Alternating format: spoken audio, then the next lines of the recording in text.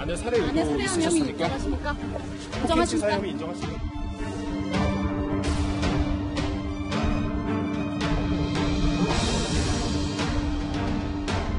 한 대 때린 게 아니잖아요, 지금. 죽을 정도로 때린 거 아니에요? 겨우겨우 안방으로 기어 들어갈 정도로.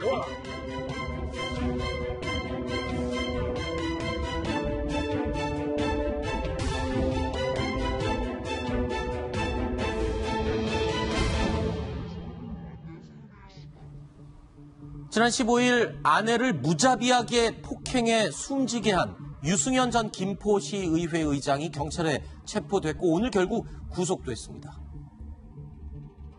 혐의 모두 인정하십니까? 인정하십니까? 안에 살해 의도 있으셨습니까? 인정하십니까? 폭행치 사형이 인정하십니까? 왜 폭행하셨습니까? 한 말씀만 부탁드립니다.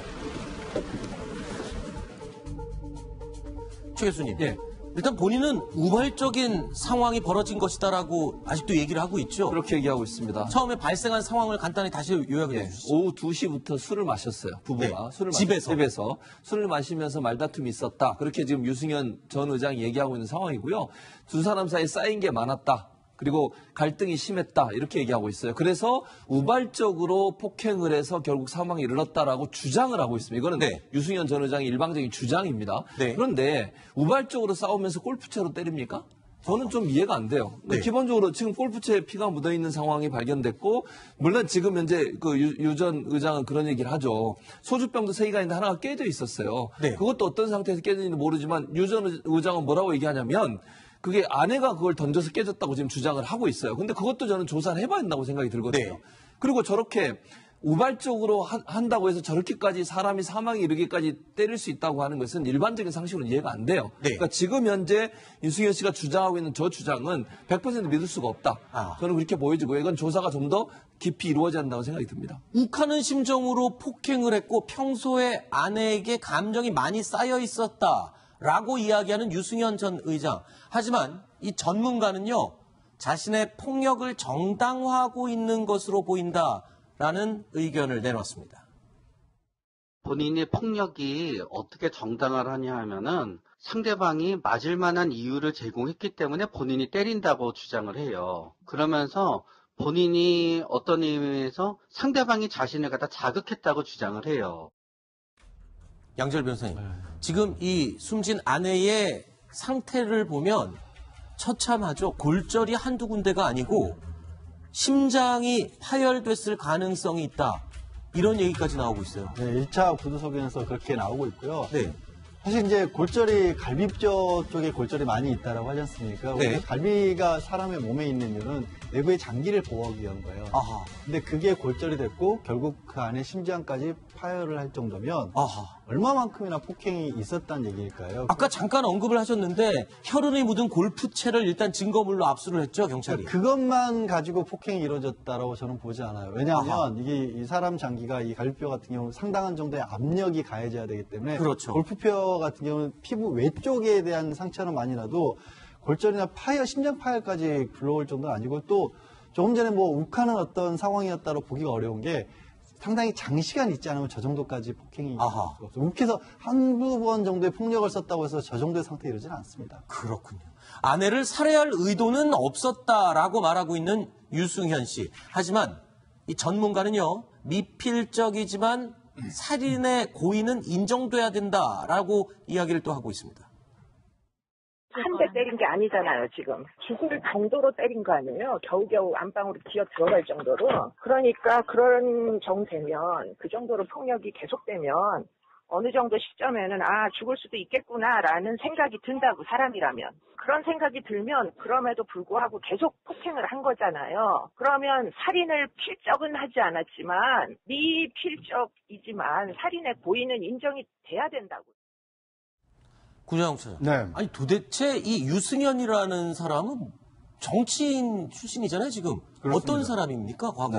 2002년에 이 김포시 의회 의원으로 이렇게 처음 활동을 했고요. 2008년에는 법무부 그 범죄예방위원 이 김포지구의 이 부대표를 맡게 됐습니다. 이 김포시 의회 의장을 2012년부터 2014년까지 지냈고요. 최근에는 이 김포복지재단 이사장을 맡고 있었는데 이 이제 그 당적이 그 집권 여당인 더불어민주당이었습니다. 민주당의 이 경기도당에서는 이 사건이 발생된 이후에 곧바로 이 제명을 결정을 했습니다. 네. 아니 그런데 지금 이 유승현 씨의 이 과거 블로그 글들이 지금 공개가 되면서 더 공분을 사고 있어요.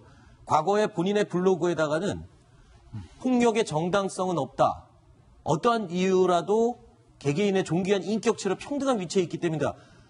이런 얘기까지 써서 또 다시 확인이 됐죠. 과거에 이런 글을 썼던 분이 아내를 저렇게 숨질 정도로 폭행을 가했다. 양지열 변호사님. 예, 그러니까 안과 밖이 다르다는 얘기를 많이 하기도 하고 네. 또 이제 특히 가정폭력의 경우에는요, 밖에서 굉장히 어떻게 보면 온순하다고 해야 될까요? 뭐 큰 소리도 한번 안 하는 사람이라고 했던 사람들이 의외로 가정폭력을 저지르는 경우들도 있습니다. 그런 전형적인 예가 되지 않을까 싶고, 이 네. 사람이 또 뭐 사회복지사 자격도 있고 복지재단 근무를 했다는 부분은 더 충격적이에요. 그러니까 정말로 극과 극이의 어떤 모습을 네. 보여준 거죠. 아니 그런데 이 블로그의 글들을 잘 살펴보면 특징이 하나 있습니다. 아내에 대한 글은 단 한마디도 찾을 수가 없었다. 거의 없었다라고 이야기를 하고 있는데요. 이에 대해서 또 전문가가 이런 평가를 내렸습니다. 아내에 대해서 개인적으로 인정해 줄 만한 가치가 전혀 없다고 생각한 거예요. 자신의 아내에 대해서는 나를 위해서 봉사하고 일하는 사람인 거지 그 이외에 뭔가 아내에 대해서 얘기할 만한 거리가 전혀 없다라고 본인이 생각한 게 아닌가 여겨져요. 양지열 변호사님, 아까 그 이수정 교수가 이런 얘기를 했어요. 필적은 아니어도 미필적이 를 적용해서라도 살인의 고의가 인정이 돼야 된다 이렇게 지금 얘기를 하고 아마 지금은 경찰에서도 적극적으로 그 부분을 검토를 하고 있을 겁니다. 아, 그래요? 왜냐하면 정확하게 설명을 하신 것처럼 글자 그대로 이 정도의 폭력이 지속적으로 가할 경우 어떤 순간 이후에는 그리고 이 피해를 입은 아내분이 정상적인 몸 상태로 유지가 돼 있지 않았잖아요. 그렇죠. 그러니까 누가 말씀드린 것처럼 한두 번 정도의 폭력을 했는데 갑작스럽게 너무 큰 충격을 받은 게 아니라 지속적으로 폭력을 받고 있고 쓰러져 있고 몸을 움직이지 못할 상태에서 계속적으로 폭력을 가했다면 네. 그 시점 이후로는 사실 미필적이나마 살인에 대한 고의가 있다고 저도 보여집니다. 지금 구속된 사유는 폭행치사. 폭행치사로 구속이 됐지만 살인죄로 바꿀 수 있죠. 바꿀 수도 있는 거예요? 충분히 바꿀 수가 아하. 있고, 그러니까 초기에 구속하기 위해서는 네. 일단 드러난 사실이 네. 폭력을 저지르는데 폭행을 하는 과정에서 그 결과 중대한 결과인 죽음이 발생했다는 의미에서 폭행치사지만